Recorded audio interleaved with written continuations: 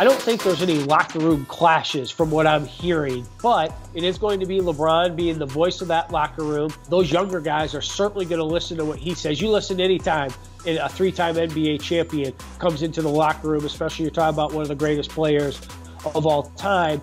It's just going to take a little bit longer than it did when LeBron was with Miami, and even when LeBron went back to Cleveland for Cavs 2.0. That chemistry is just going to take time to develop, giving all the mismatch of pieces that were thrown together. I say it's better to trade Jimmy Butler sooner rather than later.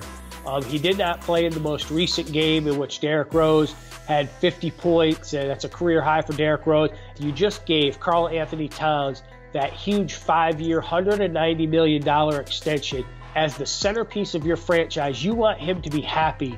I don't think he's happy on the court with Jimmy Butler still on the team. And it sort of reminds me of they're keeping Jimmy Butler while Rome burns around him. Yes, James Harden is out with the injury.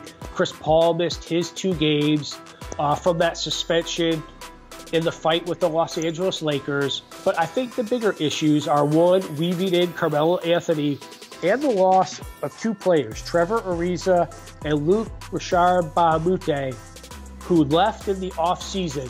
Even though they weren't big-time scorers, they were integral parts of Houston's success. But when you look at a couple other teams in the West, specifically the Utah Jazz, who are on the rise, that it's not going to be as easy for Houston. They had the best record in the NBA last season, the #1 seed in the West, and they're going to struggle to maintain and retain that position this season.